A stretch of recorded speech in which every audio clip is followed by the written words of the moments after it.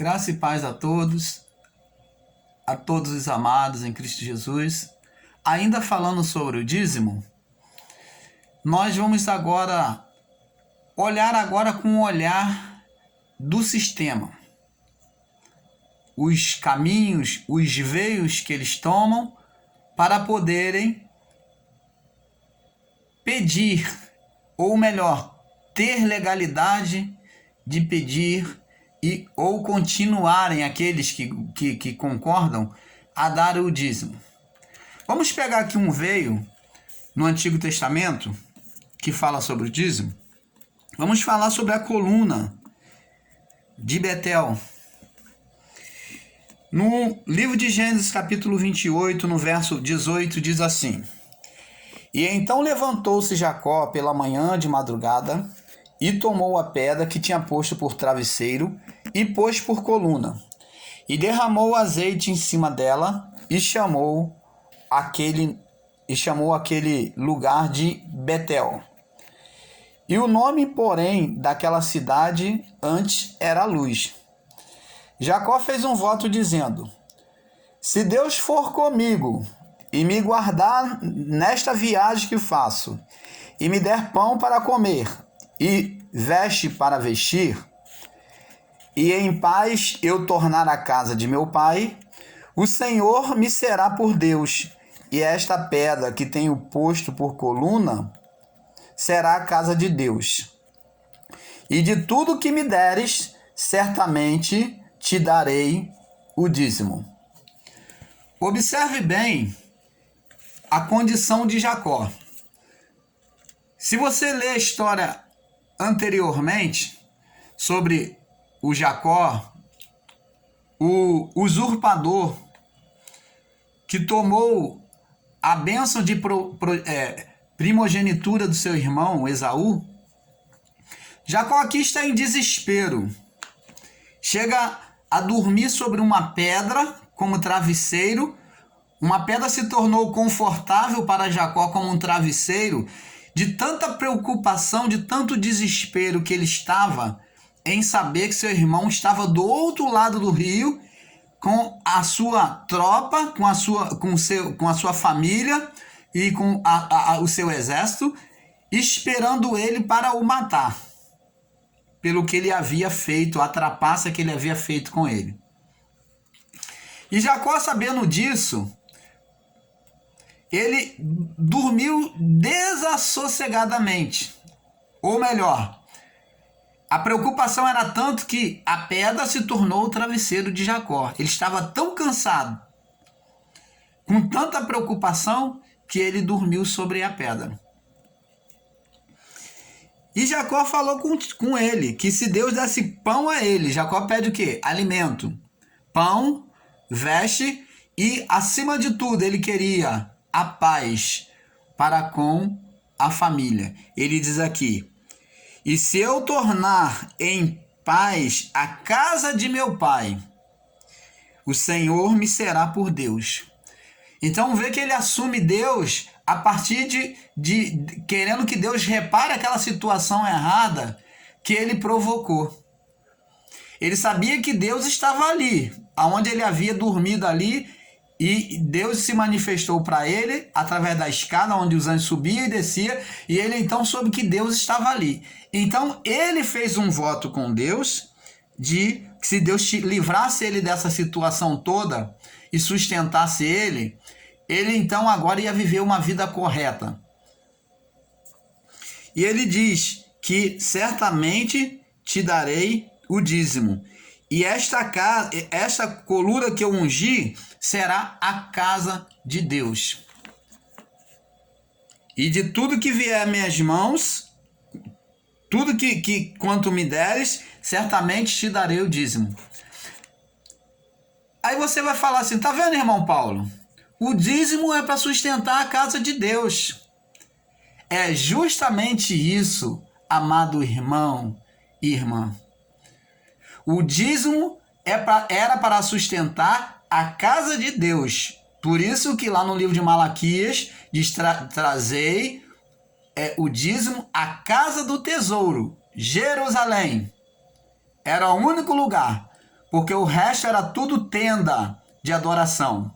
O templo de adoração referencial só existia em Jerusalém, aonde existia o santuário, o Santo dos Santos, lá era o referencial. Por quê? Era para sustento dos sacerdotes e dos levitas, que viviam dia após dia perante a presença de Deus.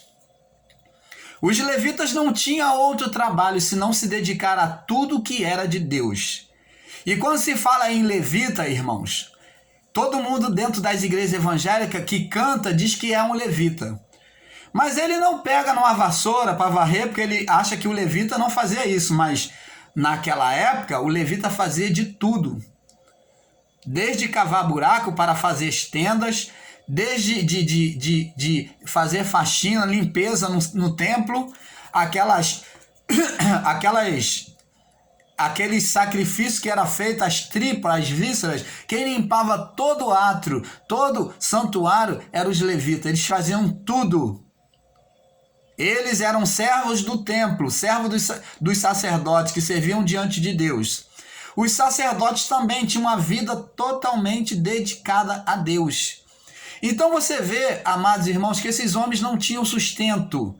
O sustento deles vinham do fruto da terra, dos animais. A carne que eles comiam eram dos sacrifícios que eram oferecidos. Eles tinham esse direito de tirar, depois de oferecer a melhor parte para Deus, então eles podiam pegar do tacho a parte deles. E então era dado também ao povo, às viúvas, os órfãos, eram alimentados com aquelas carnes, com aqueles alimentos que chegavam diante do templo como oferenda ao Senhor, que eram as dízimas. Você começa a entender agora o princípio. Era o sustento, Deus buscou uma maneira, instituiu como lei aquilo que Abraão tinha feito, que era dizimar, fez voluntariamente, não existia lei para isso. Abraão, ele deu o dízimo a Melquisedeque, por quê? Porque ele deu o dízimo ao rei de Salém, que era Melquisedeque, por quê? Porque ele estava na terra de Melquisedeque.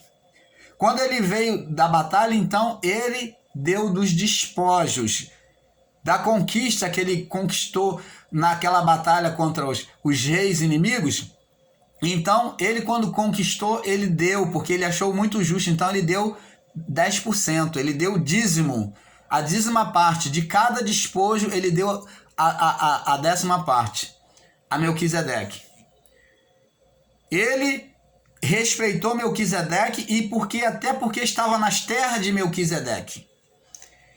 Então ele retribuiu, o dízimo se fala de retribuição, reconhecer que dependo, que o meu sustento vem daquela pessoa.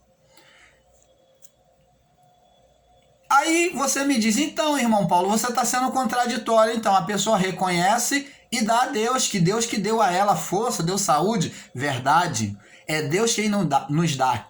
Que seria de nós se a mão de Deus não nos abençoasse? Agora, você vê aqui que o dízimo era para sustento da casa. E Jacó unge aquela pedra como coluna e diz que seria a casa de Deus. Quem é a casa de Deus hoje? O templo de Jerusalém já veio abaixo nos anos 70. Não existe mais casa de Deus. Aonde você vai então dizimar se não existe mais casa de Deus? Não existe mais a sentença da lei? Aonde mais você vai dizimar? Quem é a casa de Deus hoje? Me responde, se você pode. Se há entendimento no seu coração. Se você não está com a mente tão cauterizada que não pode raciocinar em me responder, quem é a casa de Deus hoje? Por favor, me responda. Quem é a morada de Deus? Antes, irmãos, nós íamos ao santuário físico. Hoje, quem vem ao santuário, quem vem fazer morada, no santuário é Deus em nós. Nós somos a casa de Deus. Para que eu vou oferecer dízimo para cuidar de mim mesmo, quando Deus já tem feito isso através do Espírito Santo morando em nós? Se Deus já tem cuidado da sua própria casa dia a dia, o Espírito Santo, ele intercede por nós. Jesus, antes da sua partida para a cruz, ele disse, olha, eu vou partir para o Pai, mas não vos deixarei órfão, mas eu enviarei o Espírito Consolador para que esteja convosco todos os dias até a consumação do século. Isso ele falou de consumação do século, da vinda dele para aquele povo naquela época. A consumação do século é o juízo sobre a vida daquele povo daquela época. E quando falamos de séculos, não falamos de várias gerações, não. Séculos são 100 anos, tá bom? Eu quero que vocês entendam isso, porque eles têm ensinado vocês errado acerca de século como se fosse toda a vida. E Jesus estivesse para voltar toda a vida. Quanto tempo já se passou desde a morte de Jesus? Eu te pergunto, já se passou 100 anos? Desde a morte de Jesus na cruz? E então como é que se fala de século pensando em durar toda a vida? Em várias e várias gerações que diz que Jesus vai voltar e estão esperando a volta de Jesus até hoje. Então disse que o Espírito Santo estaria com eles até aquele século. Não vos deixarei órfão, mas enviarei o Espírito Santo para que esteja convosco durante todo o século. E após aquele século, houve um derramamento sobre todas as pessoas, sem acepção. Houve um copioso derramamento do Espírito Santo sobre todos, sem acepção. Deus dizendo que agora não existe grego, não existe judeu, não existe samaritano, todos são iguais diante de Deus. O derramamento da presença de Deus veio sobre todos, sobre os gentios, sobre todos. E então, quem é o santuário? Agora, em quem que o Espírito Santo vem fazer morada? Em nós. Não existe mais a Arca da Aliança. Não existe mais o Santo dos Santos. O Santo dos Santos está em nós. Nós somos o santuário de Deus. Nós somos a morada de Deus. E por que você vai dizimar? Para sustentar o quê? Se Deus tem sustentado a nossa vida. Tudo era feito com o propósito de manter os sacerdotes, os levitas, os órfãos, as viúvas. E hoje, o Espírito Santo tem cuidado de nós. Quando os homens mantinham o templo físico daquela época, de Jerusalém, então eles cuidavam da casa de Deus e Deus assumiu um compromisso de cuidar deles e de tudo que era deles, fazendo frutificar.